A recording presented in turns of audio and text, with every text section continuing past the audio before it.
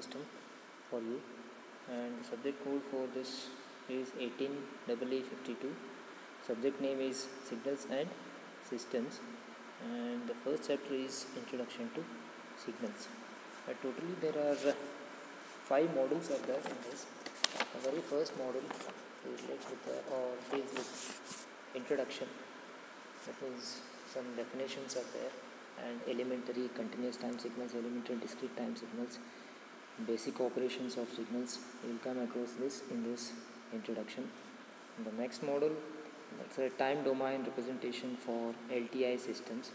So in this you will come across some impulse response representation for LTI systems, properties, difference and differential equations. With that you also come across the block diagrams, which is related to the signals and systems. And the next is a Fourier representation of, that is next model, the Fourier representation of signals. In that Fourier representation for signal, different classes: orthogonal, complex sinusoidal signals, discrete and non-periodic signals. That is with respect to the DTFT, that means discrete time Fourier transform, and for continuous time it is a Fourier transform. In the next module, the application of Fourier representations. So in that also you will come across some points of Fourier transforms. With that, a differential and difference equation is going to come. And in the last module, it's called the Z transform model. Z transform. So in Z transform, so this is fully related with the mathematics, and you will come across the properties of Z transform, properties of region of convergence, that is ROC. The next is properties of Z transform, inverse Z transforms. These are all the contents which is there in your signals and system. So later I am going to share the syllabus copy of the signals and systems. So let me start with the first slide. This is the first slide. Topics I am going to cover in this slide are introduction about the signals and systems, classification of signals. Some different classifications are there. The signals are divided. On that, signals are divided. The next is some useful signal models. So those are the basic signal models which is required to do the operations. Some of useful signal operations and the operations. So using that models, we are going to operate some signals. This is the topics which I am going to cover in this slide, in this video.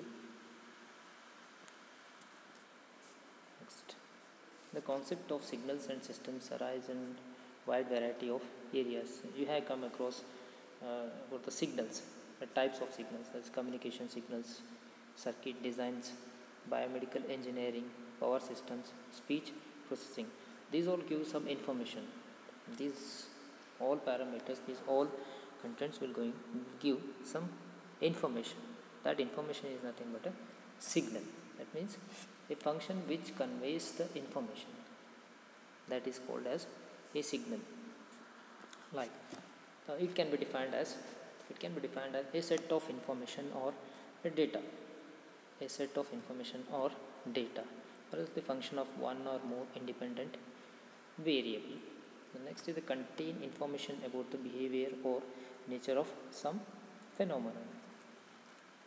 These are all the definition of signals. In a simple way, it is just an information which is to be conveyed, or that is it can be defined as function that conveys information. It is a function that conveys information. That is called as a signal. That is a simple definition of signal. These are the examples of signals. There are 2 different examples. One is the distorted signal. That is also a information. That information we are analyzing. Next is a share market signal.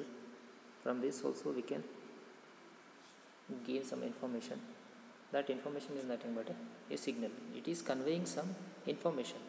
This graph is conveying some information. The first graph, the distorted waveform, also giving some information in terms of signals. In the next figure, that is the stock market figure, also gives some information.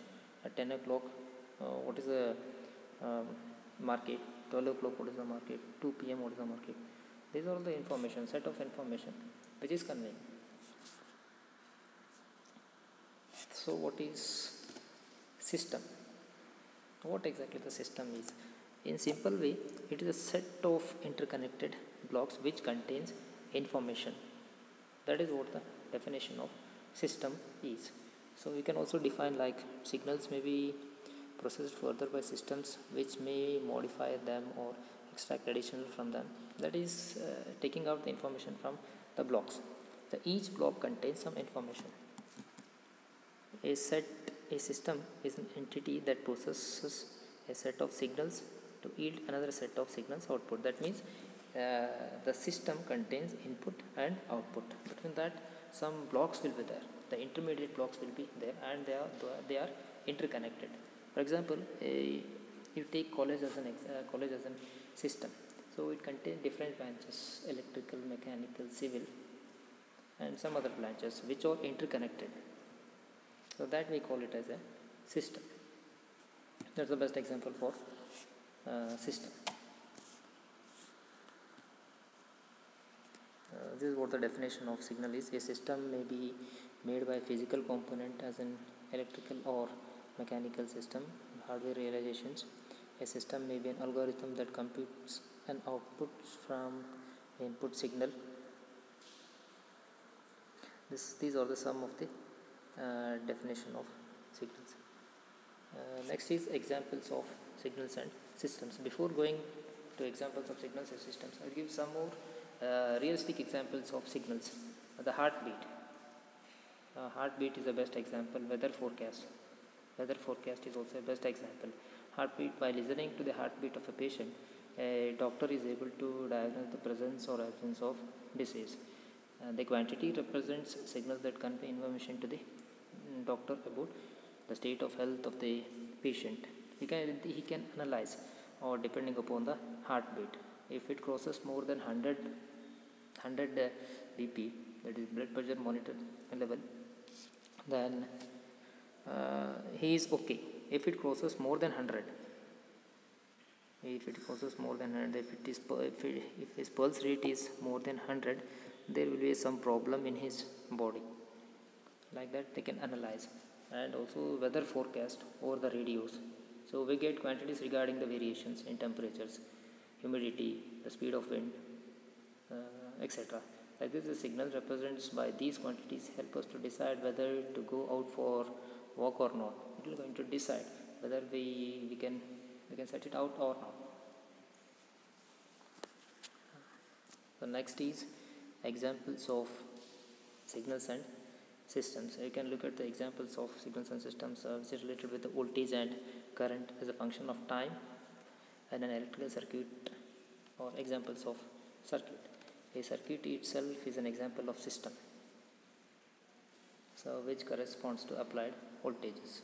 You can look at the circuit diagram where different components are existing: voltage source, resistor and capacitor. All are interconnected, and it is expecting an information, that is a signal from the voltage source. So in the next figure you can look at the system. X is an input and Y is an output, or else you can consider X is a voltage and Y is a voltage 2, input voltage and the output voltage. Next, elementary continuous time signals or basic signals. Some of the elementary continuous time signals or basic signals are very important while solving the problems on signals and systems, and these are the very important signal blocks. 6 different types of basic signals are there, or elementary continuous time signals are there. you will also come across elementary discrete time signal also. We'll discuss it later, but first we'll discuss about the elementary continuous time signal or basic signals. The very first one is exponential signals, next is sinusoidal signals, third is exponentially damped sinusoidal signals, fourth is unit step function, fifth is unit impulse function, sixth is the unit ramp function. So these are the elementary or basic signals. The first signal is exponential signals. This exponential signals is having an equation that is a real exponent continuous time signal is given by x of t is equal to c into e to the power of at. C is a constant, you can see here c into e to the power of at, where both c and a real constants. Is known as c is known as amplitude of the exponential signal at t is equal to 0. The exponential signal, this exponential signals depends upon the value of power e. You can look at e. If its value is less than 0, the value of a is less than 0, so that will be in negative region or negative zone. Then the exponential signal will be really decaying exponential signal. That means it is decreasing. If a is less than 0, it will be in negative mode or in a negative region, hence it will decrease. Look at this graph. Next, if a is greater than 0, then it gradually increases.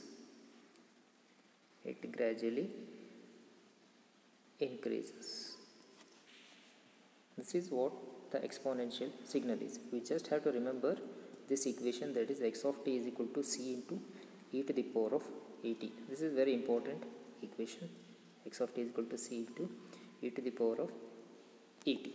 And these two conditions, a less than 0 and a greater than 0. If a is less than 0, it decreases.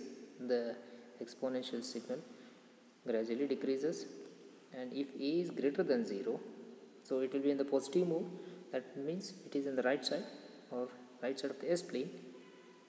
So hence it will be positive. Then your signal will gradually increase. Okay. These are the 3 points you need to remember in exponential signals. The very first thing is x of t is equal to c into e to the power of at. So with that, you remember these two conditions. If a is less than 0, signal decreases. If a is greater than 0, signal increases. And the next, we will move to the next basic signal, that is sinusoidal signal. In sinusoidal signal, we just have to remember the equation, that is equation for sine. The sinusoidal signal is given by x of t is equal to a into cos omega naught t plus phi, that omega naught t is equal to 2 pi, f naught is angular frequency, that is radians per second, f naught is equal to linear frequency, that will be in hertz, pi is equal to phase shift. So in this, you just remember this equation, x of t is equal to a into cos omega naught t plus phi in sinusoidal signal. So in the exam, they are going to give the direct equation. In other form, they are going to give the equation. You need to convert into a sinusoidal signal. So we'll show you in examples. Next is exponentially damped signal. Here also you need to remember the equation, that is x of t is equal to e to the power of minus 8 into sin omega t, where a is greater than 0. That means the a value should be more than 0. That means in the positive range. You can have a look at this graph. This is in positive zone. The graph is in positive zone. So as a definition, as t increases, the amplitude of the signal sinusoidal oscillation decreases exponentially. Whenever the t increases, the t means e power minus et is there, and that t is there, this t. Whenever t increases, the amplitude of the sinusoidal oscillation decreases. Whenever the value of t increases, the sinusoidal signal will damp. Damp means then decreases. You can look at this, which approaches to infinity. That means it tends to infinity. This is what exponential damped sinusoidal signal is. Next, we'll move to the next slide. Unit step function. This is very important function, unit step function. Look at this. A continuous time unit step function is defined as u of t is equal to 1, t greater than or equal to 0, and next is 0 when t less than or equal to 0. That means unit step function is having an amplitude of 1 when t greater than or equal to 0. That means u of t, unit step function, is having an amplitude or a magnitude of 1 when it is 1 when t greater than or equal to 0. Then unit step function is 0 when t less than is equal to 0. Look at the figure. Now, with respect to the t equation, look at the figure. What I said, u of t is equal to 1 when t greater than or equal to 0. U of t is equal to 1 when t greater than or equal to 0. So u of t, you look at this, at 0 it is 1. What I said, it is equal to 0 when t is equal to 0, amplitude will be 1. Look at this, when t is equal to 0, amplitude is 1. When t greater than, next greater sign is there, greater than sign. When t greater than 0, then also it will be 1 only. It will be constant, it tends towards infinity. Got it? When t is equal to 0, u of t is equal to 1. When t greater than or equal to 0, u of t is equal to 1. It will remain 1 only. You just remember this diagram for unit step function. And next, when u of t is equal to 0, when u of t is equal to 0, when t less than or equal to 0. So before this there is no signal. That means before 0, when t less than 0, the amplitude will be 0. The left side there will be no figure because t less than 0 is equal to 0 only. Amplitude is 0 only. Next is unit impulse function. So that is represented by delta of t. Look at this, the continuous time unit impulse function delta of t defined by this equation. Look at this, delta of t is equal to 0, delta of t dt is equal to 1. It means minus infinity to infinity, your delta of t, the differential term, is equal to 1 only. Look at this, 0 at 0, the amplitude will be 1 only. We just remember this, 0 at 0, delta of t is equal to 1. The impulse function value is 1 at 0. Look at this, at 0 the amplitude is 1. Good. Next, so one more signal is there, that is a ramp function. That ramp function is missing in this slide, so we'll explain the ramp function in the next slide. So these are the signals which is related to the elementary continuous time signals. Some of the signals are there which are related to the discrete time signals. So before moving to the next slide, we'll explain some important information about the continuous time signal and discrete time signals. So whenever I speak about the continuous time signal, you just remember x of t, u of t, or whatever else, it should be t. The continuous time will be represented by t, and discrete time will be always be represented by n. Continuous time is represented by t and discrete time is represented by n. You just remember this concept. And so till now I spoke about continuous time signal, that is u of t, x of t, x of t, x of t. These all signals are related with the continuous time signals. So x of t, u of t all relates with the continuous time signal. X of n, u of n all relates with the discrete time signal. So we'll move to the next slide. This is very important. Classification of signals.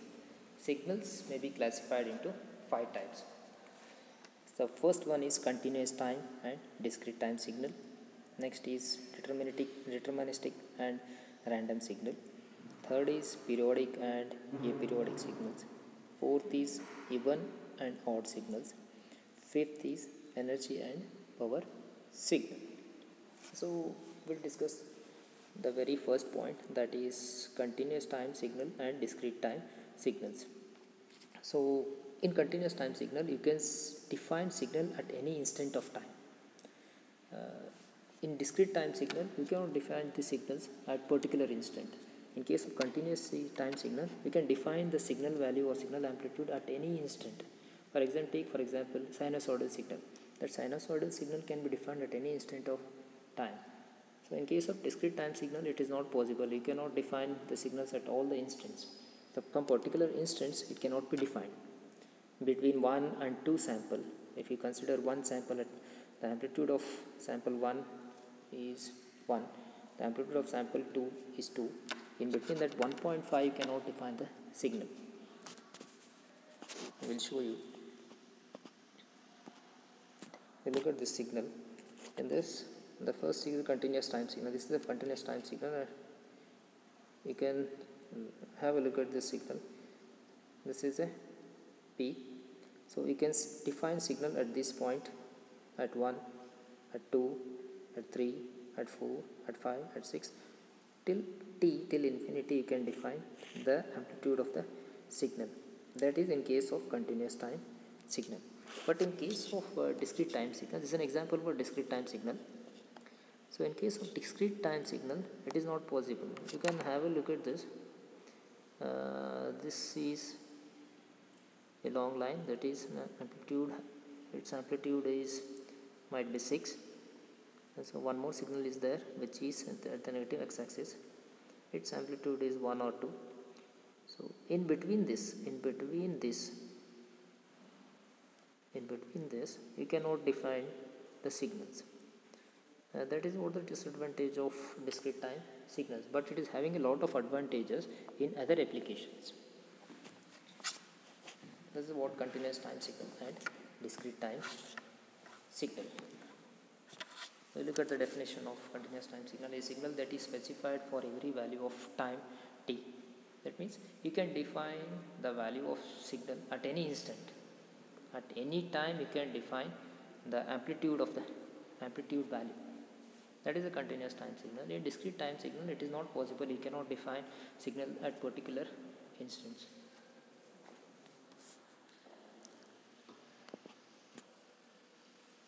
Next is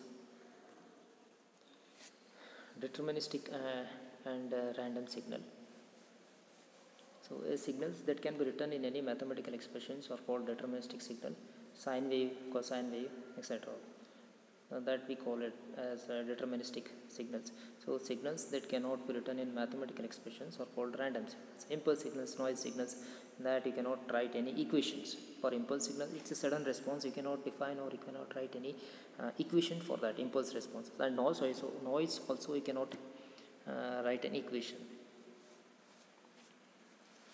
So that is called as a random signal or stochastic signal. Stochastic signal. That is called a stochastic signal. We will move to the next slide. Periodic versus aperiodic signals.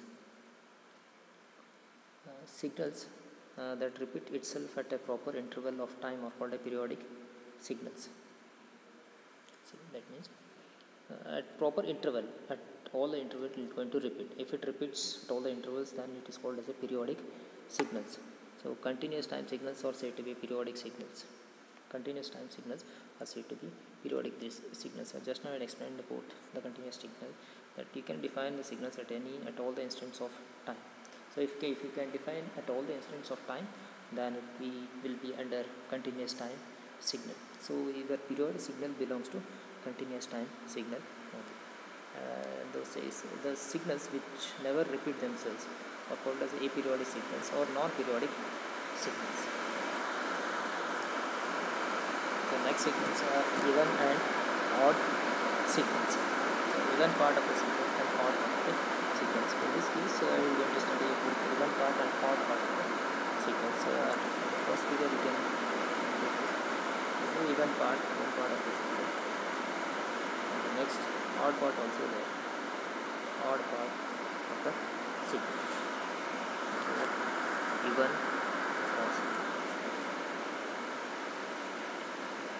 This is an equation for even signal and odd signal. A signal x of t or x of n is referred to as an even signal. Look at this signal. If Ct means continuous time signal and dt is discrete time signal. Look at this. Ct is continuous time and dt is discrete time. So in the previous slide I was explaining about t and n. T relates with the continuous time signal and n relates with the discrete time signal. Continuous time signal is given by x of t is equal to x of minus t is equal to x of t, and discrete time in the same way, in the same fashion we can write, but we just have to replace t by n. T is there, we are just writing up n. In place of t we are writing n, that is normal x of minus n. X of minus n equal to x of n. Next is a signal x of t or x of n is referred to as an odd signal. If it is an odd signal, look at this. See, continuous time signal, that is the continuous time signal x of minus t is equal to x minus x of t. If it is odd signal, the equation is going to change, that is x of minus t is equal to minus x of t. In case of discrete time signal, it is x of minus n is equal to minus x of n. In case of even signal, if it is even signal, x of minus t is equal to only x of t, that is x of minus n is equal to x of n. In case of odd signal, minus x of minus t is equal to minus x of t, x of minus n is equal to minus x of n. We can have a look at this figure. It's a picture of odd signal, and here this is the even portion of the signal. Right side will be the replica of left side, or left side will be the replica of right side. That is even signal. So in case of odd signal, the axis changes, or the coordinate changes. First coordinate and third coordinate, like this. You can change. You can take any coordinates. You remember this continuous time signal and discrete time signal equations. In odd signal, with respect to odd and with respect to even also you have to remember. You remember this formula, that is even and odd functions properties. That is the property even function into odd function, it will give rise to odd function. Odd function into odd function will give rise to even function. Even function into even function you get even function. You have to remember this formula or this property. This is very helpful. So you just remember this property. Okay, next. So you can define the area of even signal and area of odd signal by this equation. This is not necessary, but you just remember this. Integral of minus a to a, that is function of t into dt. Directly they have taken some values. For that they have taken 2 as a constant, and the range is from 0 to a. Instead of writing 0 to infinity, they have taken it as 0 to a. Fe function of t with respect to t. And for odd signal, f of t with respect to dt is equal to 0.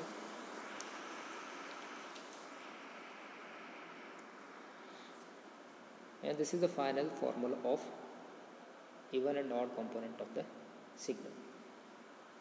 This is the final formula of even and odd component of the signal. Even function, that is f of t is equal to half f of t plus f of minus t. This is even component. Remember, this f of t is equal to 1 by 2 f of t plus f of minus t, or else it can also be written as in place of f of t we can also write x of t is equal to 1 by 2 into x of t plus x of minus t. This can also be written. So I am going to use x of t, not this f of t, I will use x of t. And for odd function, f of t is equal to 1 by 2 f of t minus f of minus t. You can have a look at the difference at the right side or the another part of the equation. Plus, in this case plus is there, in case of odd it is minus. So look at this, f of minus t and f of minus t both are same, the only change is minus sign, even and odd. In case of even this will be plus, in case of odd it will be a minus. You can have a look at the example. Okay, this is an example, best example for even function. It is e to the power of minus 80. It is sinusoidally increasing picture. Next is energy versus power signals. So signal with finite zero referred as energy signals, and signal with the finite energy, finite power will be referred as power signal. We will explain this topic in brief in the next slide, because some equations are there. I am going to explain in the next slides. You just remember this, signal with finite power will be called as a power signal, signal with the finite energy will be called as a energy signal, that is a zero power. This is for power signal, it's a infinite energy. Next is the size of signal or energy or charge. You remember these equations, size of signal, energy or charge measured by signal energy EF, it's a E function, so minus infinity to infinity f square of t dt. The next case also you remember, this is not important but you remember these equations, somewhere it will be helpful. Next, generalize for form of a complex valued signal. This is very important. So EF is equal to minus infinity to infinity modulus of f of t square dt. This is a summation term. EF is equal to k is equal to minus infinity to infinity f of k whole square. So next is energy must be finite, which means signal amplitude tends to 0 as t tends to infinity. Signal amplitude tends to 0 as t tends to infinity. So you will understand all this concept while solving the problem. Now you go through this. Just go through these equations. You will understand while solving the problems. Next, the size of the signal, that is related with the power signal. You can have a look at this. P is equal to limit t tends to infinity 1 by t minus integral of minus t by 2 to t by 2 x square of t into dt. This is the equation. And for again generalize for complex valued signals. For complex valued signals with respect to CT, that is continuous time signal, that is P is equal to limit t tends to infinity 1 by t minus t by 2 to t by 2 x of t modulus of x of t whole square dt. And for dt signal, this is the equation. So these are very important equations. You remember these equations. We'll show you how to use these equations while solving the problem. So on what basis you have to write this equation, we'll explain while solving the problem. Next, operations of signals. So as I said, some different operations are there on signals. Some of the basic signals are the operations on some of the operations on basic signals are time shifting, scaling, time inversion or time folding. These are the basic operations on signals, and those signals are required different operations to operate it. So the very first is time shifting operation. So you can have a look at this x of t plus t naught, that is the suffix t naught gives rise to time shift, negative time shift, and x of t minus t naught is equal to positive time shift. Look at this. If it is t plus t naught, it will be a negative shift. For example, you take this x of t, this is an x of t signal, this is a given signal, I just consider this is a given signal. If this equation is x of t plus t naught, your signal will move towards left. Look at this, your signal will move towards left. If it is x of t minus t naught, it's a positive shift, it will be considered as a positive shift. That means your signal move towards the right side. Look at x of t minus t naught, the position is right side. For example, if you take x of t plus 2, x of t plus 2 means t plus 2, then your signal will move left for 2 samples. It will take 2 steps, that is minus 1 at this place and minus 2 at this place. It will take 2 shifts towards the left.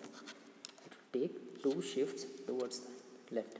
If it is plus, if it is minus, if it is t minus 2, it will take 2 shifts towards the right. This is the 2 shifts.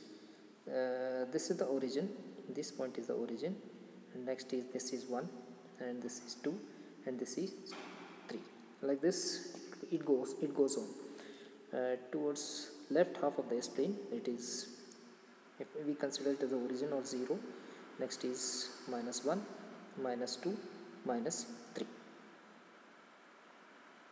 This is what the concept is. Time shifting. Time shifting means it is having a 2 shifts. One is negative shift and the second one is a positive shift.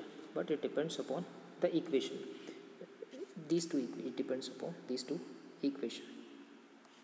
Got it? Or else you can go for a simple equation, that is t plus t naught is equal to 0.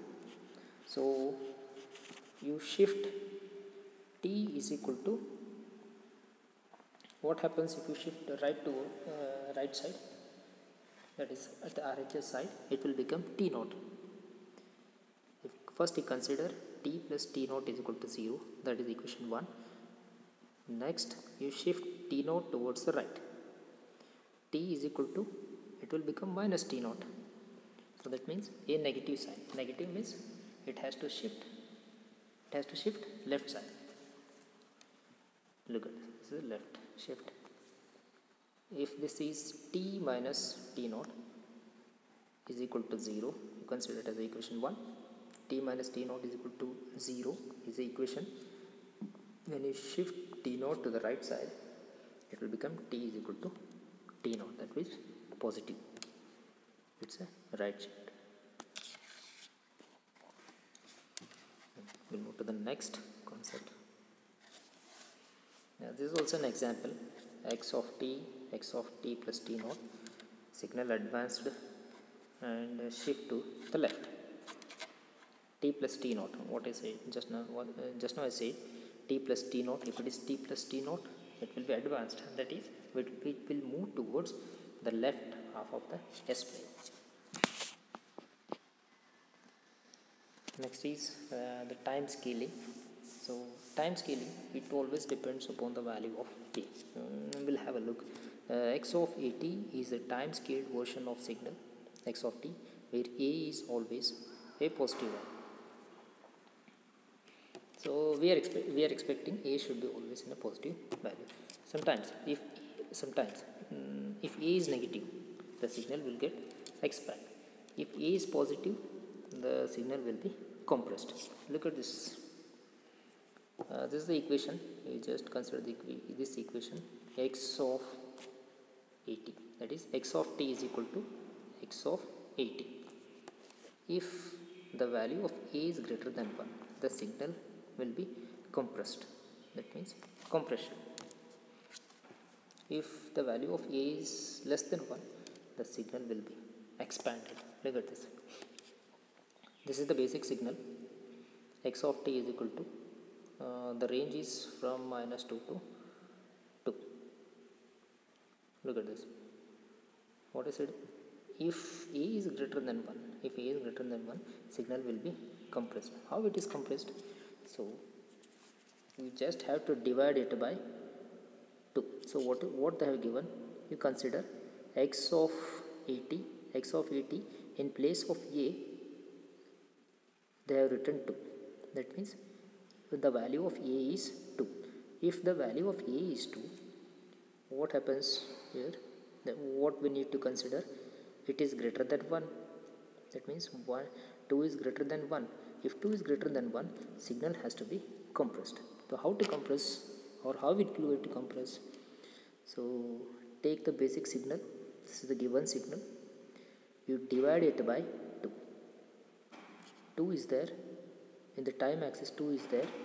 You divide the 2 by these 2.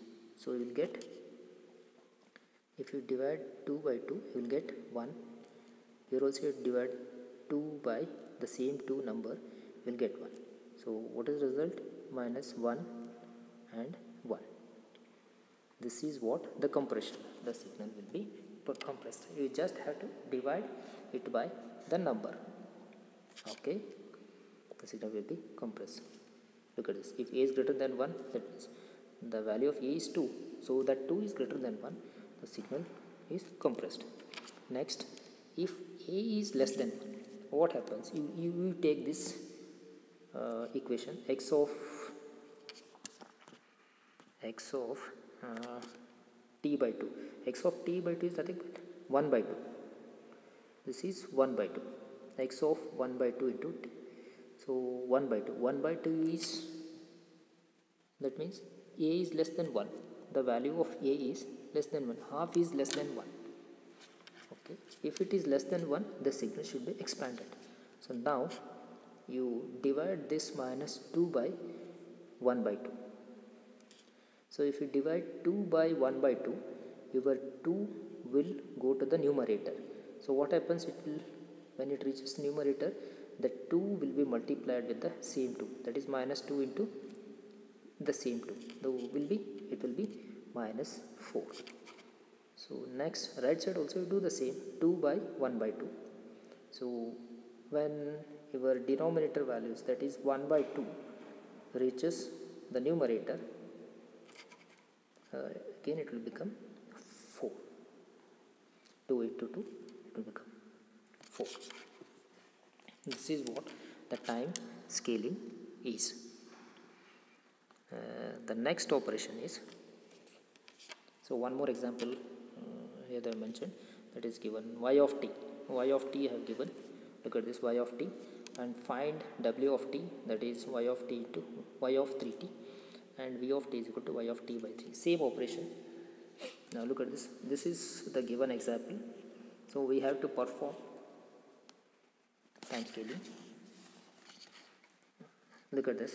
You just look at this. First is amplitude is 2, and here it is 3. You have to operate on this, that is on t. Got it? Divide it by 3. When you divide it by 3, what they have given? Y of 3t, that is divide it by 3. So when you divide it by 3, you will get 1. That is 3 by 3, you will get 1. This is time scale, that is 1. So next operation, t, y of t by 3, that is divide by 1 by 3. If you divide it by 1 by 3, it will become 3 3s are 9. 3 divided by 1 by 3. That denominator 3 will move on to the numerator it will become 3 into 3, you will get 9. Got it? This is what the sigma is. Time reversal or time folding.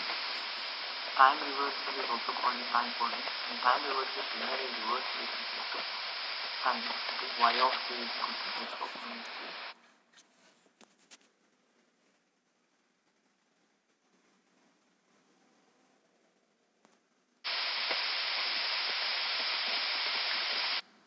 This is an example for